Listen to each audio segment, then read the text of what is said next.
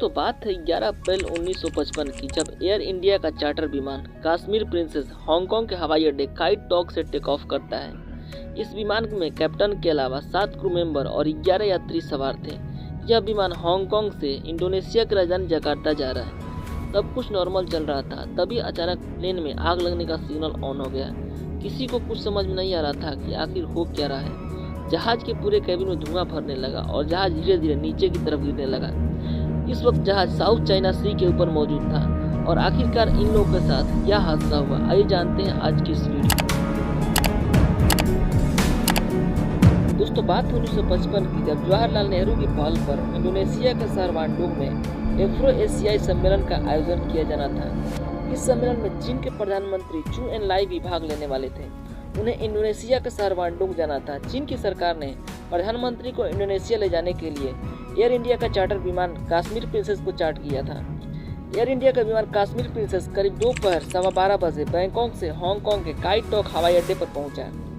इस एयरपोर्ट पर इस जहाज को फ्यूल भरा गया और इसकी देखरेख पूरी तरह से की गई। अब यह जहाज इंडोनेशिया जाने के लिए बिल्कुल तैयार था।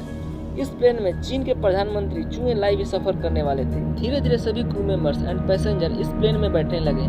इस प्लेन में 7 क्रू मेंबर, कैप्टन सहित 11 पैसेंजर सवार हो चुके थे। कश्मीर प्रिंसेस प्लेन चीन के प्रधानमंत्री का वेट कर रहा था। प्लेन का टेक ऑफ करने का समय हो चुका था। तभी कैप्टन टी.के. जट्टार को रेडियो पर मैसेज आता है कि चीन के प्रधानमंत्री ने अपनी यात्रा रद्द कर दी है, अब वह इस प्लेन में नहीं जाएंगे।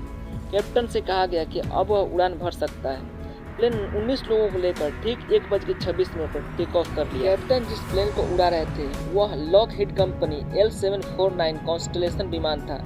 प्लेन को इंडोनेशिया की राजधानी जकार्ता में लैंड करना था। दोस्तों, विमान अपनी मंजिल की तरफ धीरे धीरे बढ़ते जा रहा था, लेकिन इसमें बैठे लोगों को बिल्कुल भी अंदाजा नहीं था कि उनके साथ क्या हादसा होने वाला है। दोस्तों, प्लेन जब साउथ चाइना सी के ऊपर गुजर रहा था, तभी प्लेन की कॉकपिट में एक जोरदार धमाका हुआ। प्लेन के एक इंजन में आग लपटें उठने लगी और पायलट ने देखा कि प्लेन में आग लगने का सिग्नल ऑन हो चुका है और कुछ ही सेकंड में प्लेन बहुत तेजी से नीचे की ओर गिरने लगा।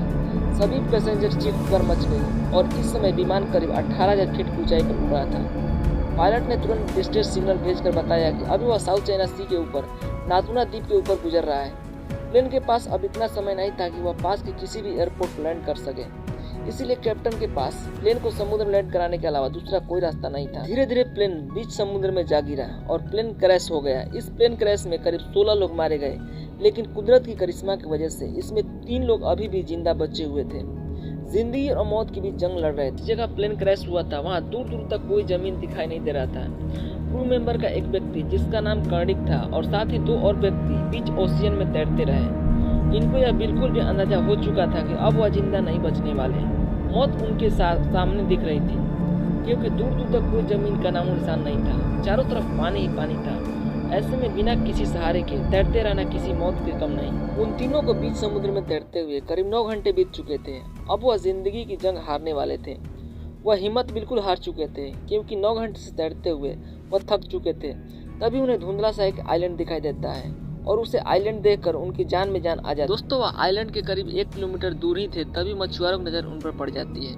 उन्हें मछुआरों द्वारा रेस्क्यू कर लिया जाता है। दोस्तों, इस हादसे में इन्वेस्टिगेशन में पाया गया, इस हादसे में चीन के प्राइम मिनिस्टर को निशाना बनाया गया था। उन्हें जान से मारने की कोशिश की गई थी, लेकिन उन्होंने अपना प्लान बदल लिया, जिसकी वजह से उनकी जान बच गई। कई लोगों का इन पर आरोप लगाया गया कि जब वह पहले से जानते थे कि उनके साथ ये घटना होने वाली है, उन्होंने इतने लोगों को मरने के लिए क्यों छोड़ दिया गया। सारे इन्वेस्टिगेशन में यह मामला सुलझाने के बजाय और उलझ गया।